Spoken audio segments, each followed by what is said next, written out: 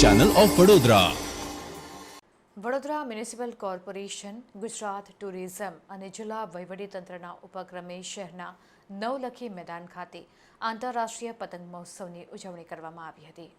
ઉત્તરાયણના પર્વ અગાઉ દેશ વિદેશ અને અન્ય શહેરોમાંથી આંતરરાષ્ટ્રીય પતંગવીરો ઉજવણીમાં ભાગ લેતા હોય છે.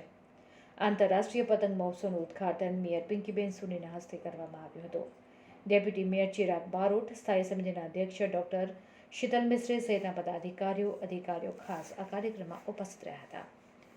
કાર્યક્રમમાં સાંસ્કૃતિક કાર્યક્રમ યોજાવાની સાથે જ મેયર સાથે અન્ય મહિલા કાઉન્સિલરો અને મહિલા પતંગવીરોએ ગરબાની રમઝટ જમાવી હતી.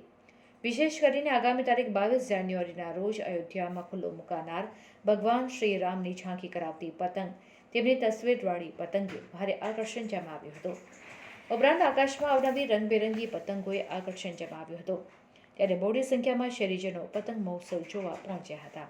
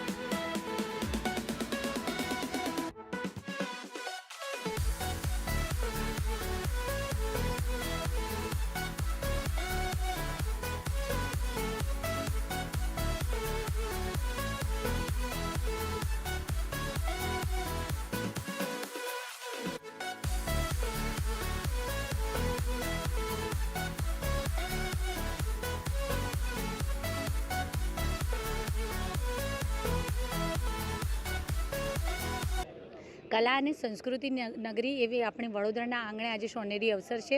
આંતરરાષ્ટ્રીય પતંગ મહોત્સવનું આયોજન પ્રતિવર્ષની જેમ આજરોજ કરવામાં આવ્યું છે, જ્યાં દેશ વિદેશના લગભગ 55 જેટલા પતંગ રસિકોએ ભાગ લીધો છે. અને આપ જોઈ શકો છો કે વિશાળકાયની રંગબેરંગી અલગ અલગ આકારમાં તેમના દ્વારા બનાવેલી પતંગો આજે તેઓ અહીં ઊંચા આસમાનમાં ચડાવી અને આનંદ મેળવી રહ્યા છે. આદરણીય વડાપ્રધાન ભાઈ શ્રી નરેન્દ્રભાઈ મોદીજી દ્વારા લગભગ 2 દાયકા પહેલાં ભારતના સર્વાંગી વિકાસને વિશ્વના ફલક ઉપર સફળતાની ઐશ્વર્ય સમૃદ્ધિ બક્ષવાની દીર્ઘ દ્રષ્ટિ સાથે શરૂ કરાયેલો આંતરરાષ્ટ્રીય પતંગ મહોત્સવ આજે આપણું એક અવિભાજ્ય અંગ બની રહ્યો છે. આજે લગભગ મહિનાઓ પહેલાં આંતરરાષ્ટ્રીય પતંગ રસિકો આંતરરાષ્ટ્રીય પતંગ મહોત્સવની આતુરતાથી રાહ જોતા હોય છે કે ક્યારે ભારત દેશમાં આંતરરાષ્ટ્રીય મહોત્સવનું આયોજન થાય અને આપણે એમાં ભાગ લઈએ. પતંગ જે આપણને આપણું લક્ષ્ય અને ધ્યેય સ્થિર રાખવાનું શીખવે છે. અને જો પતંગ ચગાવતા એક પતંગ પેચ લડવાને કારણે કપાઈ જાય છે ત્યારે હાર નહીં માની અને સફળતા માટે સતત પ્રયત્નશીલ રહેવા માટેનું પણ પતંગ આપણને શીખવે છે. સાથે સાથે પતંગોત્સવનું ભારતીય સંસ્કૃતિ અને ભારતીય ધાર્મિક અને સાંસ્કૃતિક મહત્ત્વ પણ ઘણું રહ્યું છે. એ આપણને ગુપ્તદાનનો મહિમા પણ શીખવે છે. પહેલાંના સમયમાં આપણા વડીલો દ્વારા પતંગોત્સવમાં ઉત્તરાયણમાં ખાવામાં આવતા તલના લાડુ અને ચીક્કી જે બનાવવામાં આવતા હોય છે એની અંદર પૈસા છુપાવી અને જે ખરેખર જરૂરિયાતવાળો વર્ગ છે એવા લોકોને આ તલના લડ્ડુનું દાન કરવામાં આવતું, જેનાથી એ દાન લેનારના મનમાં પણ આપણે મદદ મેળવી રહ્યા છે એવી હીન ભાવના ન આવે અને દાન આપનારના મનમાં પણ કે હું દાન આપું છું એવી ભાવના નથી, એને પણ પોતાના અહંકારમાં વૃદ્ધિ ન થાય. આમ ગુપ્તદાન દ્વારા સમાજના એક વર્ગ દ્વારા બીજા વર્ગને મદદ કરી અને કોઈ પણ અહંકાર વિના મદદ કરવાની ભાવના પણ એમાં જોડાયેલી છે. ત્યારે હું આજે વડોદરા શહેરના સૌ નાગરિકોને તથા અહીં ઉપસ્થિત સૌ પતંગ રસિકોને ખૂબ ખૂબ શુભેચ્છાઓ પાઠવું છું. આદરણીય વડાપ્રધાન ભાઈ શ્રી નરેન્દ્રભાઈ મોદીજીની જ આ દીર્ઘ દ્રષ્ટિ હતી કે પછી પતંગ મહોત્સવ હોય, ગણેશોત્સવ હોય કે પછી ગરબા મહોત્સવ હોય, ભારતીય સંસ્કૃતિ અને પરંપરાને વિશ્વના બીજા દેશો સાથે રૂબરૂ કરાવવાથી આપણા ભારત દેશના પ્રવાસન ઉદ્યોગને પણ પ્રોત્સાહન મળે છે અને ક્યાંક ને ક્યાંક સ્થાનિક રોજગારીને પણ બળ પૂરું થતું હોય છે. ત્યારે આદરણીય વડાપ્રધાન ભાઈ શ્રી નરેન્દ્રભાઈ મોદીજીની દીર્ઘ દ્રષ્ટિને હું મારા હૃદય કમળના ઉદ્ગમથી કરકમળના માધ્યમે એમના ચરણ કમળમાં વંદન કરું છું અને એમની આ દીર્ઘ દ્રષ્ટિને હું વંદન કરું છું. વડોદરા મહાનગરમાં જે આંતરરાષ્ટ્રીય પતંગ મહોત્સવની શરૂઆત કરવામાં આવી છે, માન્ય પ્રધાનમંત્રી શ્રી નરેન્દ્રભાઈ મોદીજી જ્યારે ગુજરાત રાજ્યના માન્ય મુખ્યમંત્રી શ્રી તરીકે હતા ત્યારથી એમણે એની શરૂઆત કરી. સૌ પ્રથમ ગુજરાત રાજ્યના પતંગવીરોને અમદાવાદ ખાતે બોલાવ્યા, ત્યાર પછી સમગ્ર દેશમાંથી પતંગવીરો અમદાવાદ ખાતે આવતા હતા અને ધીમે ધીમે એની શરૂઆતના ભાગરૂપે સમગ્ર વિશ્વના લોકો એ અમદાવાદ ખાતે આવીને શરૂઆત થઈ અને છેલ્લા 5-7 વર્ષથી અમદાવાદમાં જે પતંગવીરો આવે તેમને દેશના અન્ય રાજ્યોમાં, દેશના અન્ય શહેરોમાં મોકલવામાં આવ્યા અને તેના ભાગરૂપે આજે અહીંયા આંતરરાષ્ટ્રીય પતંગ મહોત્સવના સૌ કોઈ લોકો આજે ઉપસ્થિત છે. વિશ્વના અલગ અલગ દેશોમાં પતંગને સ્પોર્ટ્સ તરીકે જોવામાં આવે છે. એમના નક્કી કરેલા દિવસોએ ખુલ્લા ગ્રાઉન્ડમાં અલગ અલગ પ્રકારની પતંગો સાથે લોકો સ્પોર્ટ્સ તરીકે આ પતંગો ચગાવતા હોય છે. ભારતમાં પતંગ એનું એક અલગ મહત્ત્વ છે. માત્ર ને માત્ર 14મી જાન્યુઆરી 15મી જાન્યુઆરીએ આ દિવસોમાં પતંગો ચગાવતા હોય છે.